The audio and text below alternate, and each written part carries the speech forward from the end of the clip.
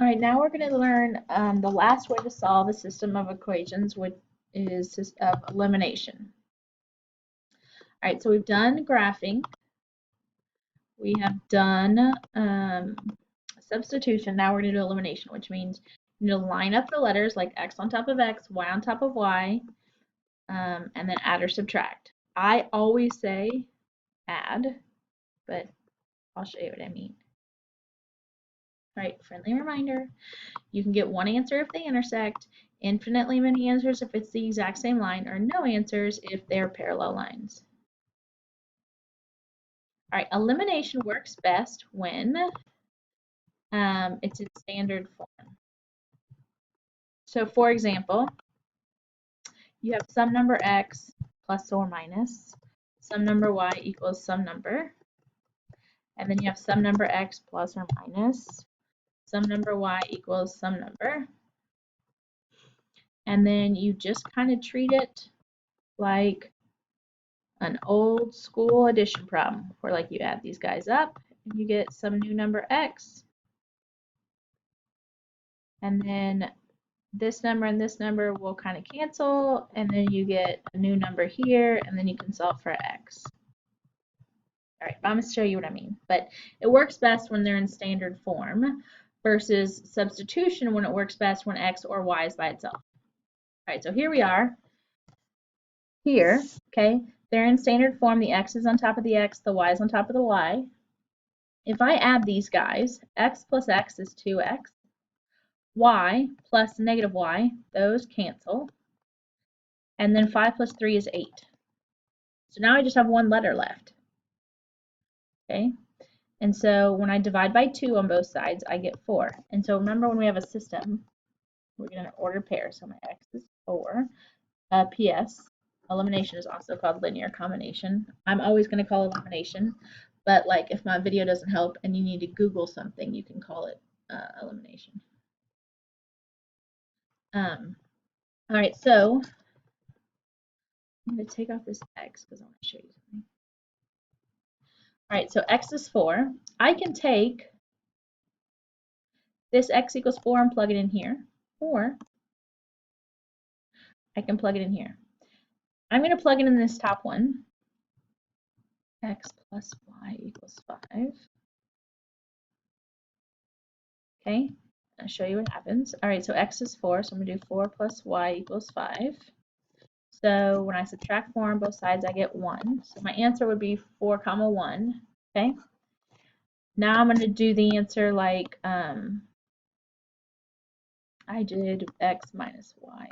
I wanted to plug it into the second guy. All right, so then x is 4 minus y equals 3. So if I subtract 4 on both sides, I get negative y equals 3 minus 4 is negative 1. But I don't need negative y, I need positive y. So I would get positive y equals positive 1. So I still get the same answer. So it doesn't matter like which one you pick. If your math is correct, you still get parentheses 4 comma 1. All right, let's do it again. So here we are. Notice over here, when we did this, the y's had the same numbers. One was 1, because there's an invisible 1 right there, and one was negative 1. There's an invisible 1 right there. On this guy, I have the x's. One's a 6. They're both 6's. But I need them to be the same but opposite. So I need one positive 6 and one negative 6. And it's really easy to do if I just go into one of the equations, normally the bottom one, and just change all the signs. And when I do that, what I'm really doing is multiplying by negative 1. So I just changed all the signs. So now everything, instead of being positive, is now negative. And what I'm going to do is I'm going to add. So 6 plus negative 6, those go away. Negative y plus negative 4 is negative 5y. And then negative 3 plus negative 4, negative 7. It is totally fine to get fractional answers. All right, so when I divide by 5 on both sides, I get negative 7 over negative 5. And so a negative over a negative is a positive. So I get y equals 7/5. It's okay. Leave it as 7/5. Don't change it to 1 2/5. Don't change it to 1.4. Just leave it as the fraction. All right, and then I'm just going to go ahead and pop it into the second one. I mean the top one just because he's top, but like before, like if you popped into the bottom one, if you pop it into the bottom one, make sure you pop it into the original, not when we change the signs.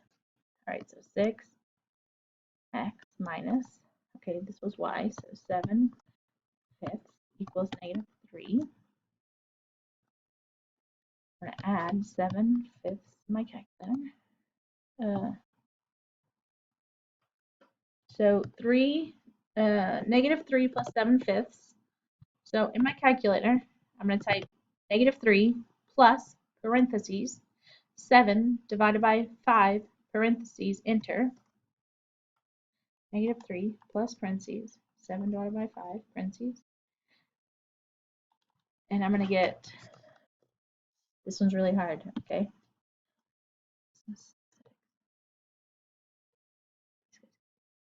And I'm going to get negative 8 over 5.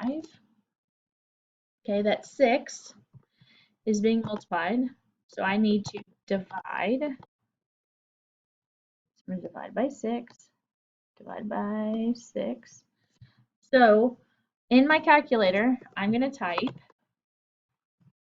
negative 8 divided by 5, parentheses, divided by 6. Just type it in your calculator. You have a fancy calculator, use it. Negative 8 divided by 5, oops, parentheses, negative 8 divided by 5, parentheses, divided by 6. And so I get x equals negative 4/15. 4/15. It's a pretty nasty fraction there. But that's our answer. That's why I want to do it, because it was a nasty fraction. So don't worry if you don't get pretty numbers. You could still be doing the right thing. Let's do another one. Okay, here we have a 3 and a 3, but they need to be opposite. So since they need to be opposite, I need to change all the signs. I'm going to change all the signs. I like to change the signs on the bottom one. All right, when I do this, I'm going to add them. So 2 plus negative 3, so it's really the same as 2 minus 3. It's going to be negative x. These guys go away. And 1 plus negative 4, that's the same as saying 1 minus 4 is negative 3. Remember, I get, oh, repairs my answer. All right, I can't have a negative x. I want a positive x. So I'm going to divide everything by negative 1, and I get a positive 3 as my x. And I'm just going to go ahead and pop it into the top, just keys in the top. So instead of writing x, I'm going to type in 3. 2 times 3 is 6. So I'm going to subtract 6 on both sides because 1 is a regular number and I need to deal with a regular number. So I get negative 3y equals 1 minus 6, negative 5. And so when I divide by negative 3, negative 5 divided by negative 3 is positive 5/3. Okay. If I would have like changed the signs on the top one and dealt with the bottom one and gotten a y right here, I would have gotten 5/3 first, and you probably would have freaked out. Because, you know, fractions make you freak out. It's like the F word in the math world. All right, I'm aware of how you feel about fractions. All right, elimination. You need two of the letters. You need like both x's to have the same number or the y's to have the same number. This does not happen right here. So we either need to have 5 times 2 is 10. So we either need both x's to have 10 or both y's to have 3. And I got 3 because there's a 1 right there. So, and it's really easy if I just multiply everything right here by 3, so that I get a 3 right there. So what I'm going to do is 2 times 3 is 6. 3 times y is 3y. Negative 1 times 3 is negative 3. Then I have my original top guy. I have x. Oh, but remember, I want them to be opposite signs.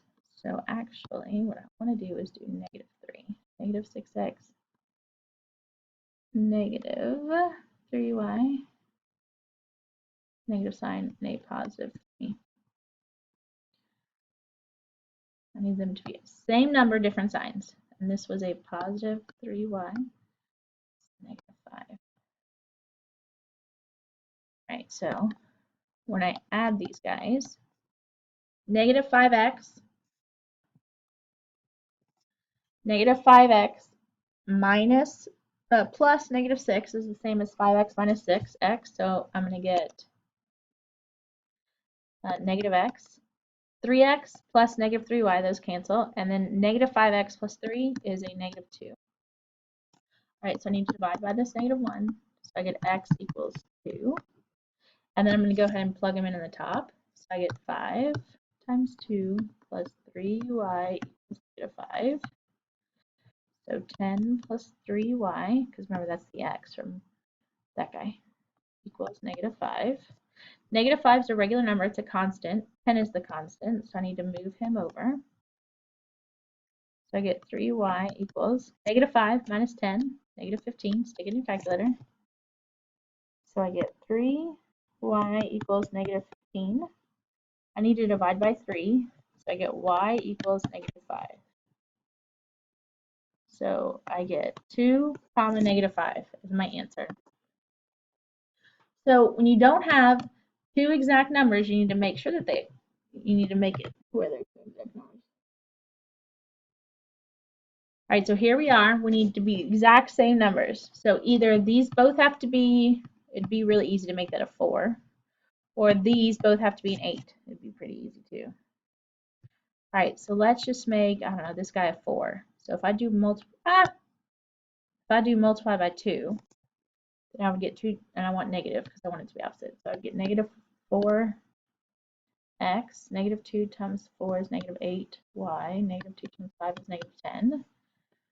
4x plus 8y equals negative 9. All right, when I add these, negative 4x and negative 4x, those go bye-bye.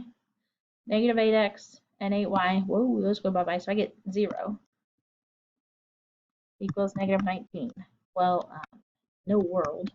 0 equals 19, negative 19. So no real solution. So these must be parallel lines. So that's your answer. If for whatever reason we would have gotten, I don't know, negative 19 over here somehow, okay? And then a negative 19 over here, that's always true. So we would have gotten infinitely many solutions. But we got 0 equals a number. And that's never true.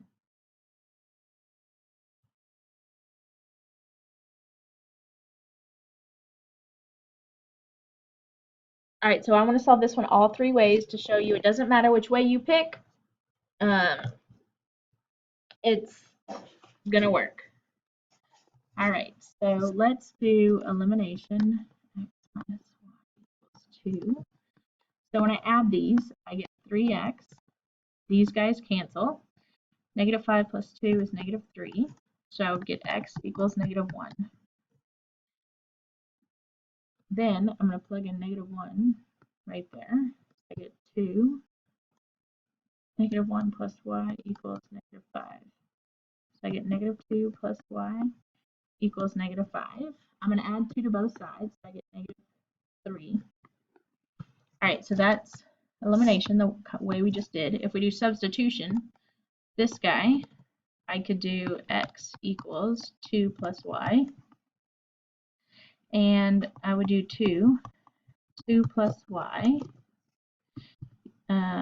plus that y equals negative 5. I get 4 plus 2y plus y equals negative 5. 4 plus 3y equals negative 5. If I subtract 4 on both sides, then I get 4. Then I get 3y equals negative 9.